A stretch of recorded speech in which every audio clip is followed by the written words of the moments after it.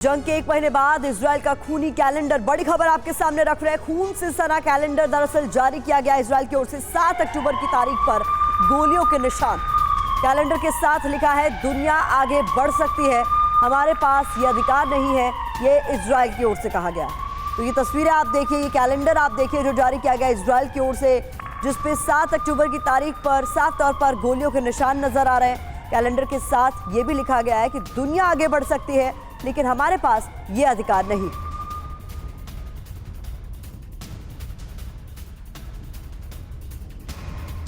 तो देखिए तस्वीरें आपके सामने हम रख रहे हैं। 7 अक्टूबर में किस तरीके से हमला हुआ था उसकी तस्वीरें आपके सामने। एकाएक इजराइल पर ताबड़तोड़ हमलों की शुरुआत हो गई थी, इजराइल दहल चुका था और अब ये कैलेंडर जारी किया गया जिसपे ऊपर लिखा है 1 month since Hamas waged war on humanity। और 7 अक्टूबर को यहाँ पर खासतौर पर चिन्हित किया गया है जिसमें गोलियों के निशान है, खून के धब्बे यहाँ पर साफ तौर पर नजर आ रहे हैं। ये कहते हुए ये कैलेंडर जारी किया गया है कि दुनिया आगे बढ़ सकती है, लेकिन इजराइल के पास ये अधिकार नहीं है। बार बार इजराइल पर हमले कर यही जताने की कोशिश की जा रही है कि हमारे पास ये अधिकार नहीं है कि हम भी आगे बढ़े। तो इजराइल की तरफ से ये हमले का वीडियो और कैलेंडर दोनों जारी किए गए। अब आपको ये समझना होगा कि इजराइल ने कैलेंडर आखिरकार क्यों जारी किया। तो आपको बता देते हैं, दरअसल पिछले 30 दिन इजराइल के लिए तो काफी भारी रहे ही, गाजा और फिलिस्तीनियों के लिए भी दर्द भरा रहा। 7 अक्टूबर की बात करें तो सुबह 6 बजे 1500 से ज्यादा हमास लड़ाकों का हमला हुआ। इजराइल में करीब 1400 लोग मारे गए। 7 अक्टूबर को ही दोपहर 3 बजे नेतन्याहू ने जंग का ऐलान कर दिया। गाजा पट्टी में इजराइल के हमले शुरू हो गए। 9 अक्टूबर की बात करें तो इजरायली पोस्ट पर हिजबुल्लाह के हमले शुरू हो गए। लेबनान बॉर्डर पर इजरायली फोर्स के साथ जंग की शुरुआत हो गई। अब 10 अक्टूबर की बात करें तो गाजा की पूरी तरह से घेराबंदी, बिजली, पानी, राशन की सप्लाई को रोक दिया गया ताकि हमास के लड़ाकों को बाहर निकाला जा सके। 17 अक्टूबर 2023 की बात करें तो सबसे बड़े अस्पताल अल अहली पर हमला हुआ। 500 से ज्यादा लोगों की इसमें मौत हो गई। फिर 18 अक्टूबर की बात करें तो जो बाइडेन इजराइल पहुंचे, नेतन्याहू को पूरी मदद का भरोसा अमेरिका की ओर से दिया गया। 30 अक्टूबर 2023 की बात करें तो नेतन्याहू ने दूसरे चरण का ऐलान किया। इजरायली फोर्स का ग्राउंड ऑपरेशन इसके बाद शुरू हो गया। 31 अक्टूबर रिफ्यूजी कैंप जबालिया पर हमला हुआ जिसमें 50 लोगों की मौत हो गई और हमास कमांडर भी ढेर कर दिया गया। 5 नवंबर की बात करें तो आईडीएफ का दावा है गाजा को 2 हिस्सों में बांटा, अधिकांश हिस्सों पर कब्जे का दावा भी किया जा रहा है। तो किस तरीके से ये पूरा एक महीना बीता है जंग का, ये हम आपको समझाने की कोशिश कर रहे हैं। अब बात ऑपरेशन विंटर की कर लेते हैं। आईडीएफ के सामने सबसे बड़ी चुनौती सुरंग में छिपे हमास लड़ाकों को ढूंढना और सुरंग को तबाह करना है। पहली चुनौती थी गाजा में घुसकर हमास को तबाह करने की, जिसमें काफी हद तक हर बीतते दिन के साथ इजराइल को सफलता मिलती दिख रही है। मगर टेरर सिटी यानी टनल के लंबे चौड़े जाल आईडीएफ के लिए अभी भी एक पहेली है, क्योंकि हमास तो दावा करता है कि सुरंगों का जाल 500 किलोमीटर तक फैला है, मगर आईडीएफ और उसके इंजीनियर्स अभी सुरंग नेटवर्क को डीकोड करने में ही जुटे हुए हैं। इसलिए हम कह रहे हैं कि आईडीएफ का इस वक्त का सबसे बड़ा टारगेट 500 किलोमीटर के कथित सुरंग को नेस्तनाबूद करना है, क्योंकि अगर ऐसा कर पाने में आईडीएफ सफल रही तो हमास उसी सुरंग में दफन हो जाएगा। इस बीच बड़ी खबर सामने आ रही है, बता दें हमास की सुरंग में आईडीएफ के दाखिल होने की खबर सामने आ रही है। खान यूनिस में इस वक्त भीषण जंग चल रही है। आईडीएफ अल कस्साम ब्रिगेड में संघर्ष जारी है। धमाकों से खान यूनिस का पूरा इलाका दहल उठा है। तस्वीरों में आप देख सकते हैं कैसे यहां इस वक्त भीषण जंग छिड़ी हुई है।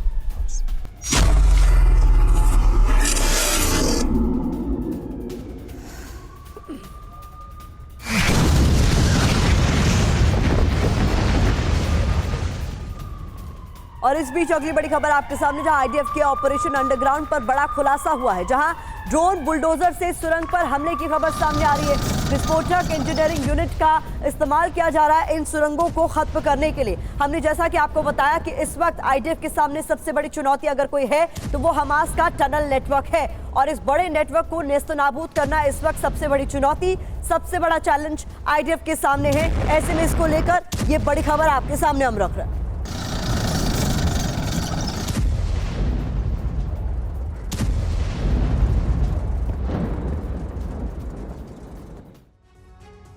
अब आपको हमास के टनल नेटवर्क से जुड़ी अहम जानकारी हम दे देते हैं, साथ ही ये भी बताते हैं कि कैसे आईडीएफ इस ऑपरेशन को अंजाम दे रही है। समझिए इसे, हमास का दावा है कि उसने पूरे गाजा में 500 किलोमीटर सुरंग का जाल बनाया है। इन सुरंगों की अधिकतम ऊंचाई 6 फीट से लेकर 100 फीट तक है। पूरी गाजा पट्टी में सुरंग का ये नेटवर्क फैला हुआ है, इसे भी समझिए। कहीं ये सुरंग अस्पताल के नीचे है तो कहीं स्कूल के नीचे ये सुरंग बनाई गई है। रिहायशी इमारतों के नीचे भी टेरर टनल का जाल है। अब समझिए कि एक्सक्लूसिव प्लान क्या है। सुरंग में हमास की कब्र खोदने के लिए आईडीएफ बुलडोजर, ड्रोन, विस्फोटक और रोबोट का सहारा ले रही है। तो अब तक बात करें तो सुरंग में घुसने के रास्ते को भी तबाह करना रणनीति का हिस्सा। इस ऑपरेशन में सबसे अहम भूमिका फिलहाल उस इंजीनियरिंग यूनिट की है जो अलग अलग उपकरणों की मदद से सुरंग को तबाह करने में आईडीएफ की मदद कर रही है, जैसा कि हमने अभी आपको बताया। और इस वक्त इस बीच बड़ी खबर सामने आ रही है वेस्ट बैंक के जेनिन में फायरिंग को लेकर। इजरायली सेना के दल पर फायरिंग हुई है वेस्ट बैंक के जेनिन में, जहां पर लगातार ग्राउंड ऑपरेशन भी चल रहा है। इस बीच बड़ी खबर सामने आई है कि इजरायली सेना के दल पर फायरिंग हुई है।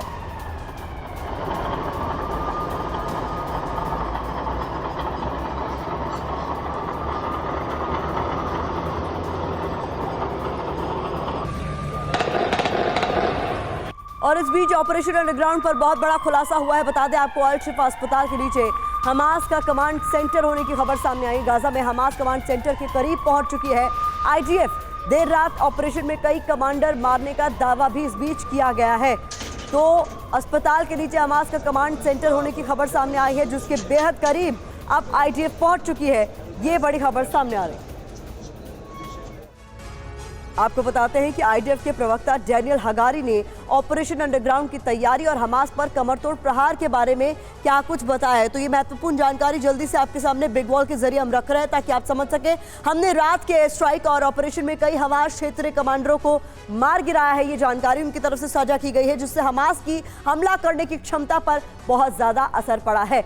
ये हगारी की ओर से कहा गया है। इंजीनियरिंग बल अलग अलग और विविध उपकरणों का इस्तेमाल कर रहा है और इसके इस्तेमाल से आगे जानकारी दी गई है हर एक सुरंग को नष्ट कर रहे हैं। हम जल्द ही हमास को खत्म कर देंगे। तो ये महत्वपूर्ण जानकारी आईडीएफ के प्रवक्ता डैनियल हगारी की ओर से साझा की गई है, जिसमें उनका कहना है कि इंजीनियरिंग यूनिट की मदद से हम बहुत हद तक कामयाब हो रहे हैं और टनल्स पर लगातार अटैक करने की कोशिश भी जारी है। इस बीच अगली बड़ी खबर आपके सामने, हमास पर बहुत बड़ा खुलासा हुआ है। फिलिस्तीनी सरकारी इमारतों में हमास के ठिकाने।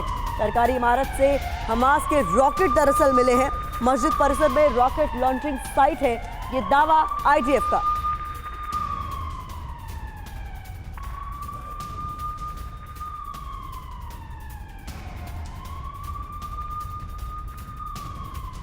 तो ये बड़ी खबर आपको बता रहे हैं, जहां पर सरकारी इमारतों के पास हथियार हैं हमास के, वहां से रॉकेट बरामद हुए, ये आईडीएफ का कहना। तो ये बड़ा खुलासा हुआ है। फिलिस्तीनी सरकारी इमारतों में रॉकेट होने की खबर भी सामने आ रही है। और इस बीच बता दें, हमास की रॉकेट लॉन्चिंग साइट को लेकर ये तस्वीरें आप देखिए। हमास के रॉकेट भंडार फिलिस्तीन की सरकारी इमारत में नजर आए हैं। अंडरग्राउंड स्टोरेज साइट भी तस्वीरों में आपके सामने हम रख रहे हैं ताकि आप समझ सके। ये तस्वीरें सामने आ रहे हैं आपके सामने। हमास के टेरर नेटवर्क के 2 वीडियो सबूत हैं। पहले वीडियो में आप फिलिस्तीनी स्काउट एसोसिएशन की इमारत देख रहे हैं, जिसके भीतर दीवारों पर हमास का लोगो नजर आ रहा है और खाली रॉकेट लॉन्चर दिख रहे हैं। दावा है कि इन रॉकेट लॉन्चर में सेंट्रल इजराइल के शहरों को निशाना बनाया जाना था। आईडीएफ का दावा है कि फिलिस्तीन स्काउट एसोसिएशन की इमारत में हमास का ठिकाना मिला। मस्जिद परिसर में रॉकेट लॉन्चिंग साइट मिली है। तलाशी में कई खाली रॉकेट लॉन्चर मिले हैं। एश्केलोन और सेंट्रल गाजा पर हमले का दरअसल प्लान बताया जा रहा है। ये दोनों वीडियो और हमास की साइट दिखाते नजर आ रहे हैं। नहल ब्रिगेड के 50वें बटालियन के कमांडर लेफ्टिनेंट कर्नल टोमर सायग वो फिलिस्तीनी स्काउट संघ द्वारा इस्तेमाल किए जाने वाले इमारत में ढेरों रॉकेट लॉन्चर दिखा रहे हैं तस्वीरों के जरिए। तो अब आपको ये दोनों तस्वीरें आपके सामने रख रहे हैं। फिलिस्तीनी ये किस तरीके से लोगो नजर आ रहा है, जिहाद लोगो, और ये एसोसिएशन की इमारत बताई जा रही है। फिलिस्तीनी स्काउट एसोसिएशन की इमारत है, जिसमें कई सारे 50 से ज्यादा बल्कि रॉकेट यहां पर मिले हैं और ये वीडियो बाकायदा बनाते हुए दिखाया गया। और दूसरी तस्वीर भी आपके सामने, जहां पर अंडरग्राउंड स्टोरेज साइट बरामद की गई है और तस्वीरों में इन्हें साफ तौर पर देखा जा सकता है। इसे हमास की रॉकेट लॉन्चिंग साइट बताया जा रहा है। तो किस तरीके से अलग अलग इमारतों में हमास अपना पूरा टनल नेटवर्क और हथियारों का भंडार बनाए हुए हैं, ये हम दिखाने की कोशिश कर रहे हैं। बहुत महत्वपूर्ण इमारतों के नीचे ही टनल नेटवर्क होकर गुजर रहा है और यहाँ पर दिखा रहे हैं हम आपको किस तरीके से अंडरग्राउंड स्टोरेज साइट भी नजर आ रही है हमास की, जहां पर बड़े स्तर पर हथियार रखे गए हैं। हमास ने जिस एंटी बंकर मिसाइल का इस्तेमाल कर इजराइल को धमकी दी है वो बेहद खतरनाक है, लेकिन इजराइल के लोगों का सहारा ऐसे ही बंकर है। कैसे ये बंकर, तेल अवीव के एक ऐसे ही बंकर से संवाददाता विपिन चौबे ने रिपोर्ट भेजी, आपको दिखाते हैं। ऐसे बंकर देखने को मिलते पूरे देश में, इसी तरह के बंकर बनाए गए हैं ताकि युद्ध की स्थिति अगर आए तो अपने नागरिकों को कैसे बचाया जाए, महिलाओं बच्चों को कैसे बचाया जाए और उनके जरिए वो उनको एक सुरक्षा कवच कैसे दी जाए, वो मैं आपको दिखाने की कोशिश करता हूं।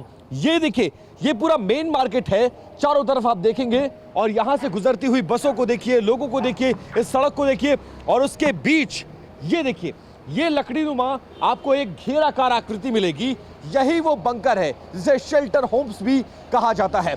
इसी तरह के बंकर सड़क के किनारे बने हुए हैं और उनमें ये जाने वाला रास्ता है और इसके अंदर सैकड़ों लोग, यानी हर 100 मीटर पर इस तरह का बंकर आपको यहां पर मिलेगा और इस बंकर के सहारे सैकड़ों लोगों को एक साथ, जब ऊपर से बमबार्डिंग होगी, रॉकेट मिसाइल से अटैक होगा, तो इसी बंकर में अपने लोगों की जान को बचा सकता है इजराइल। इसकी कैसी तैयारियां हैं ये हम आपको दिखाने की कोशिश करते हैं। लाइट, बिजली, पानी, एयर कंडीशन सब कुछ से लैस है। फिलहाल तो ये बंकर आपको खाली नजर आएगा, लेकिन आप देखिए यहां से ये पूरी तरह से लॉक हो जाता है कि अगर कोई बाहर से अंदर आना है, अगर कोई लड़ाका अंदर बंकरों के हमला करना चाहे तो नहीं कर सकता है। इस तरह के लॉकर्स लगे हुए हैं। यहां भी आप वॉल देखेंगे और इसके बाद सबसे आने से पहले मैं ये जो दिखाने की कोशिश कर रहा हूं, ये देखिए, ये वो तमाम एग्जॉस्ट हैं जो यहां पर चलते हैं।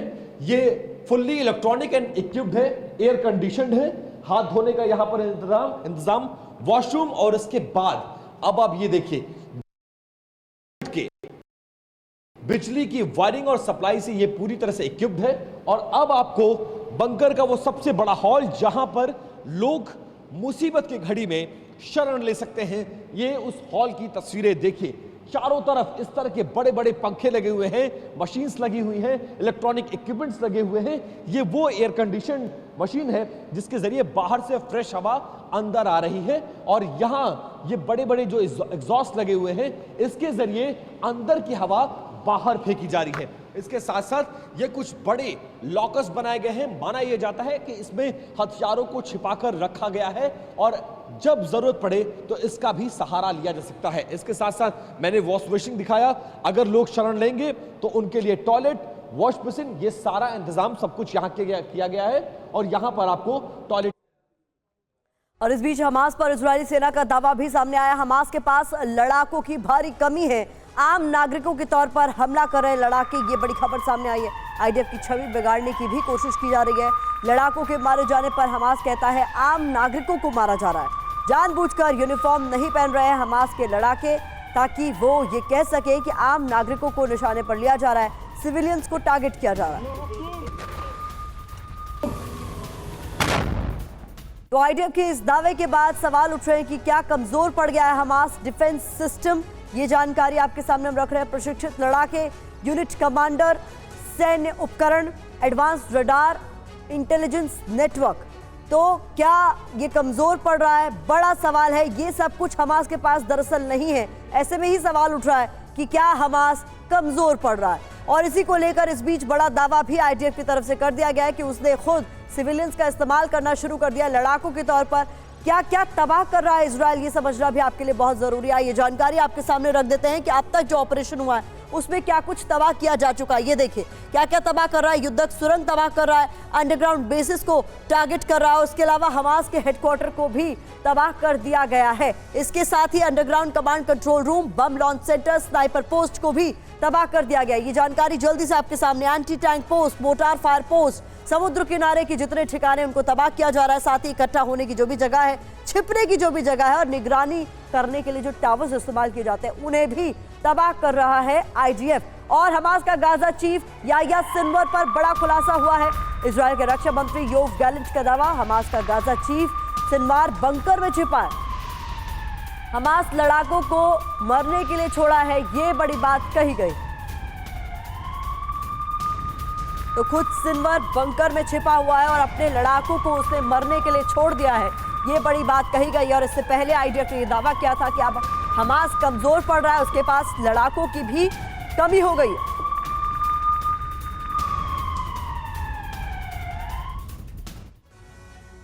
इजराइल का ऑपरेशन सिनवार, जानकारी आपके सामने। योव गैलेंट ने दावा किया है कि याह्या सिनवार बंकर में छिपा हुआ है। मौत के डर से दरअसल ये बंकर में छिपा हुआ है। सिनवार ने लड़ाकों को मरने के लिए छोड़ दिया है। सिनवार की तलाश अब तेज कर दी गई है। सिनवार के खत्म होते ही युद्ध छोटा हो जाएगा। गाजा के लोगों से सिनवार को सौंपने को भी कहा गया है। अब आपके लिए यह भी समझना जरूरी है कि आखिरकार कौन है ये शख्स। सिनवार गाजा में हमास का ये प्रमुख है। 7 अक्टूबर के हमले की साजिश इसी ने रची थी। आईडीएफ खान यूनिस का कसाई कहती है इसे। 1982 में पहली बार इसकी गिरफ्तारी हुई। 1988 में 2 आईडीएफ सैनिकों की इसने हत्या की। 24 साल तक ये जेल में रहा। अमेरिका ने 2015 में अंतर्राष्ट्रीय आतंकी इसे घोषित किया। तो जानकारी आपके सामने हम बहुत महत्वपूर्ण रख रहे हैं। इस बीच विपिन चौबे हमारे संवाददाता तेल अवीव से हमें ज्वाइन कर रहे हैं। विपिन, सबसे पहले इस वक्त के ताजा हालात और ऑपरेशन कहां तक बढ़ा है आगे? देखिए, आज का दिन बहुत महत्वपूर्ण है प्रतिभा इजराइल की तारीख में, क्योंकि 7 अक्टूबर को हमला हुआ था और आज 7 नवंबर है। 1 महीना पूरा हो रहा है और इस 1 महीने में बहुत कुछ ऐसा हुआ है जो कि इजराइल के इतिहास में दर्ज होगा। सबसे पहली बात ये देखिए कि बंधकों की अगर बात करें, बंधकों को अब तक छुड़ाने में कामयाबी हासिल नहीं कर पाया है इजराइल। दूसरी बड़ी बात, जो नॉर्थ गाजा का पूरा एरिया है उसको चारों तरफ से घेर लिया है और ज्यादातर जो गाजा पट्टी में रहने वाले लोग हैं वो नॉर्थ गाजा छोड़ के साउथ गाजा शिफ्ट हो गए। लेकिन हमास के लड़ाके और बड़ी तादाद में अभी भी स्थानीय जनता जो है, जो गाजा पट्टी में रहती है, वो नॉर्थ के इलाके में है। गाजा सिटी तक कॉर्डन ऑफ कर लिया गया है। 50,000 से ज्यादा ग्राउंड पर आईडीएफ की फोर्सेस मौजूद है जो लगातार एक एक कदम करके आगे बढ़ रही हैं। अगला 1 हफ्ता बहुत ज्यादा इंपॉर्टेंट होने वाला है और इस 1 हफ्ते में संभावना यह है कि पूरे गाजा सिटी पर फतह करने के बाद गाजा, नॉर्थ गाजा को पूरा इजराइल घोषित कर दिया जाएगा। और आज ही पीएम नेतन्याहू ने यह कहा है कि वो इजराइल की धरती की तरह ही गाजा की धरती पर रहने वाले लोगों की सुरक्षा को सुनिश्चित करेंगे। लेकिन वो ये चाहते हैं कि जो लोग इस लड़ाई को गाजा पट्टी की तरफ से लड़ रहे हैं वो सरेंडर कर दे, वरना वो इस युद्ध में मारे जाएंगे। और एक बात ये भी तय है कि इस युद्ध में देर कितना भी लगे, वक्त कितना भी लगे, लेकिन हमास का हारना तय माना जा रहा है, क्योंकि ग्राउंड ऑपरेशन शुरू हो चुका है और ग्राउंड ऑपरेशन गाजा सिटी तक सेंट्रिक हो गया है। बहुत शुक्रिया इस तमाम जानकारी के लिए विपिन। आप लगातार नजर बनाए रखिए, आगे भी अपडेट्स के लिए आपका रुख करेंगे। इस बीच ईरान से लेकर गाजा तक इजराइल के खिलाफ एक नया प्लान तैयार किया जा रहा है। इजरायली सेना की ताकत के आगे कमजोर पड़ रहे चरमपंथी गुटों ने एक बार फिर वही फॉर्मूला तैयार किया है जिसे दुनिया के खतरनाक आतंकी संगठन आजमा चुके हैं। रिपोर्ट्स के मुताबिक हमास, हिजबुल्लाह और हूती जैसे संगठनों ने अब आत्मघाती दस्ता तैयार किया जा रहा है ताकि इजराइल को गहरे जख्म दिए जा सके।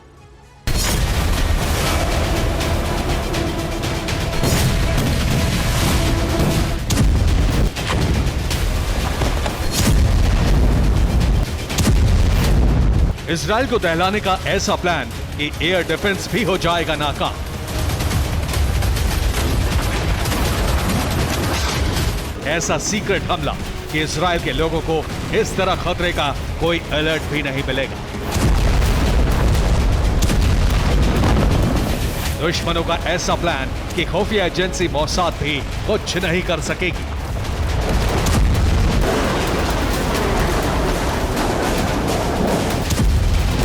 इजराइल की ताकतवर सेना, ये टैंक और तमाम लड़ाकू विमान भी काम नहीं आएंगे।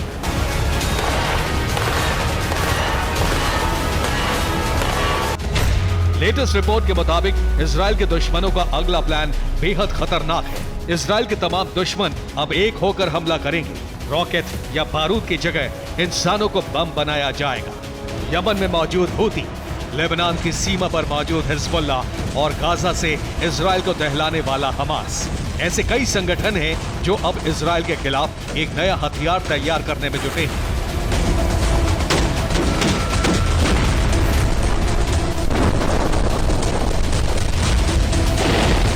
ये कट्टरपंथी गुटों का सबसे घातक, डरावना और पुराना हथियार है। इसराइल को ज्यादा से ज्यादा नुकसान पहुंचाने के लिए दुनिया के कई इलाकों में अब आत्मघाती दस्ता बनाने की शुरुआत हो चुकी है।